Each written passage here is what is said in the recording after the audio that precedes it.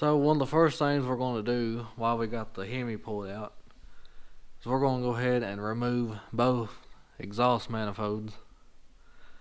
As you can see, we've got one bolt broke already. So on these Hemis, they're bad to break the exhaust manifold bolts, and the manifolds usually warp on these. So the only tools you're going to need is a 10 and 13 millimeter socket and ratchet. So the first thing you got to do is remove this cover, and there's only 4 bolts holding this cover on. Those are 10 millimeter.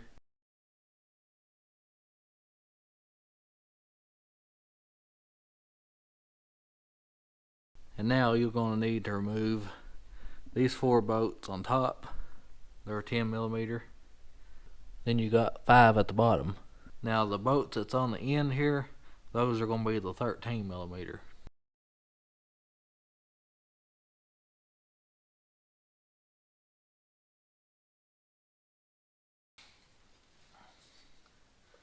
Okay, so just like the other side, go ahead and remove this shield. And that's going to be the 10 millimeter.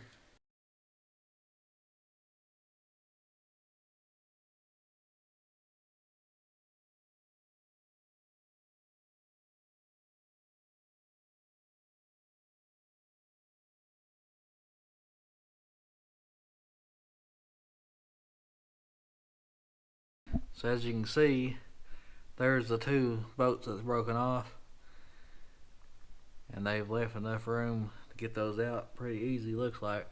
On the passenger side, they broke off flush, so we'll have to get those out. So the easiest way to do this is I'm going to take this nut and I'm going to slide it right over top of where the bolt broke, and then I can weld that and should be able to get that out pretty easy. So after you weld a nut on there, just get the right size wrench and you can take that off. That should come out pretty easy. As you can see, there's just a little piece that broke off on there. Alright, so I'm going to clean that up just a little bit. That way I can install the new gasket. So I got the new gaskets in, and I just went ahead and bought new manifolds. Probably could have sanded these down and fixed the old ones, but I just decided to go ahead and just buy new manifolds. Alright, so I'm going to go ahead and install the driver's side manifold. So when you buy new bolts in the kit, you should have some bolts like this. All these are for is to hold the heat shield on, and these bolts go on the edges. So you're going to grab your manifold and you're going to put the new gasket on top of it. And then I'm going to hold it up here and go ahead and thread a couple bolts in. So you also have a mounting bracket on the dipstick tube. You're going to need to make sure you put the bolt through that also.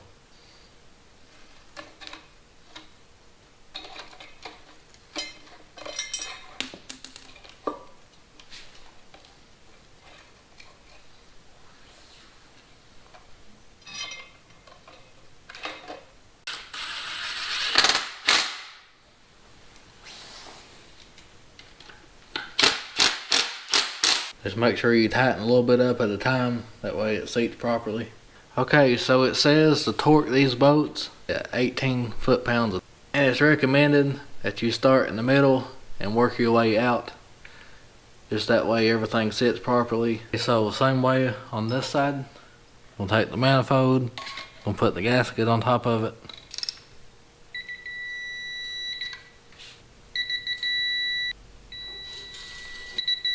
So the manifolds are now on. So now the next thing that we need to do, so as you know, this come out of a Jeep Grand Cherokee.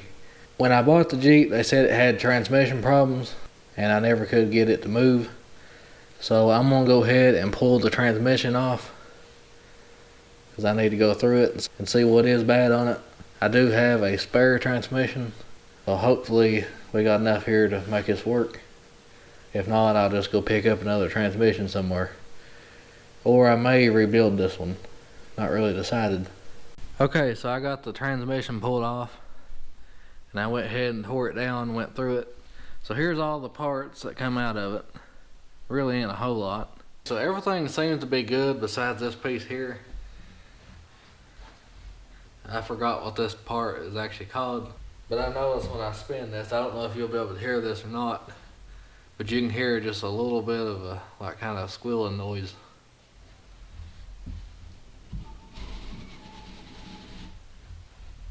I don't know if that's picking up on the camera or not.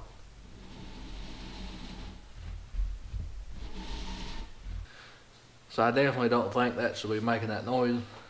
Whenever I would take the Jeep and put it in drive, you'd hear like a little bit of grinding noise, and I would say that's most likely what it is. Everything else seems to be pretty good besides this part here. So the guy I got the Jeep off of, the Grand Cherokee, he gave me this other transmission, and it's also a 545 RFE, and this can come out of a 2011 model Ram. So I'm going to go ahead and pull the pan off of it and see what kind of shape it's in, and if it looks pretty good, I'll probably go ahead and change the filters on it, and I'll probably just go ahead and bolt this one up and we'll try it out. With these two transmissions, hopefully we got enough to make one good transmission. Alright, so I'm going to go ahead and take this transmission, and I'm going to go ahead and drain as much fluid as I can out, and then I'm going to pull the pan off. So to pull the pan off the transmission, all you're going to need is an 8mm socket and ratchet.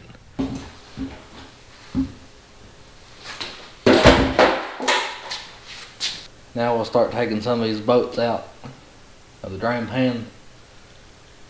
I'll leave a couple in it, that way it don't just fall off.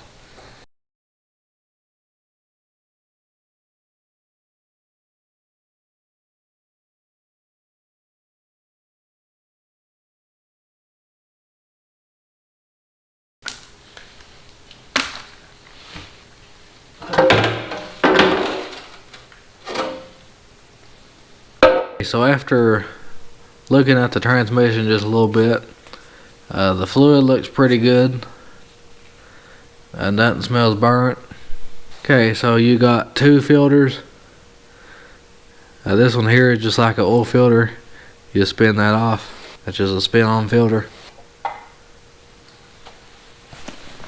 Okay, so now we're going to remove this filter.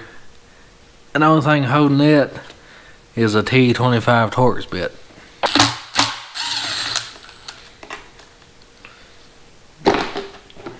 After you pull that bolt out, just gently pull up.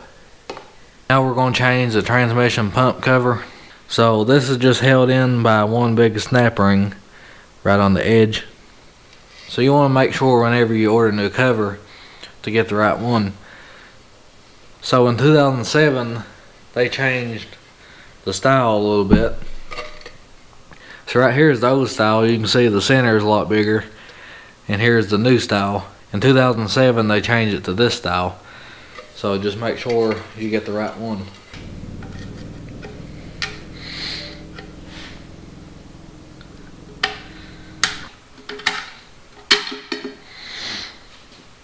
Okay, so we got that snap ring out. Now 07 up just has one snap ring, and then the 06 back, they've also got one in the center you gotta take out. Now normally when you pull the valve body out, there's a little spot you can get something behind this plate to gently pry it out. Since I'm not going to be removing the valve body on this one, I just gently work this plate out, and I'm going to get something that I can pull this out easier. Now I'm going to try on this one to take these two picks and pull up on it. But you may just have to gently pry these edges. This one's been in here for a while, looks like. So it's always a good idea to clean around this. Okay, so I just took a little rag and wiped around that a little bit, especially where the seal's going to be. So we'll take our new pump cover and we'll slide that on there. So make sure you get the cover on there good. Best way to tell if it's seated on there is to look and see if you can still see that groove on top of it to put that snap ring in. You may have to just gently tap the edges of it Be real careful on that. So now we can install our snap ring.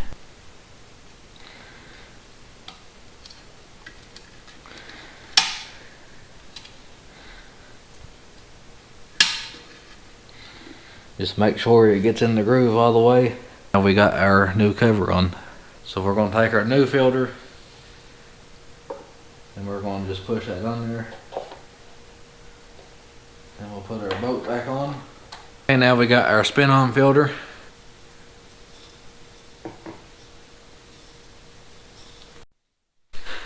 Alright, so both filters are now changed. And we got a new pump cover on. So now we need to clean up around the edges. And we'll put our pan gasket on. And we also need to clean up around the pan. That way everything will seal good. Okay, so we want to make sure that we get all the old gasket off there. And get all that cleaned up good.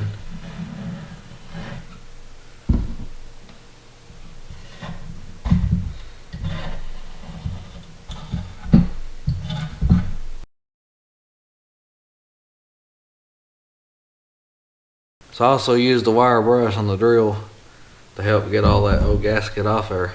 So we got our new gasket. I'm gonna go ahead and set that on place. And now we'll set our pan.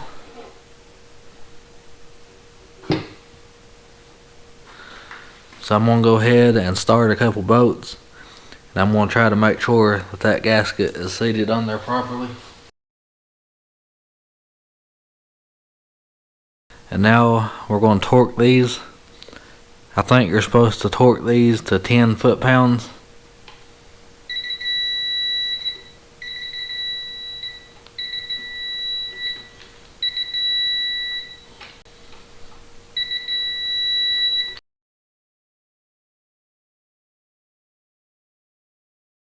So that's going to do it for today's video. If you like this kind of content, please consider hitting the subscribe button. And thanks for watching.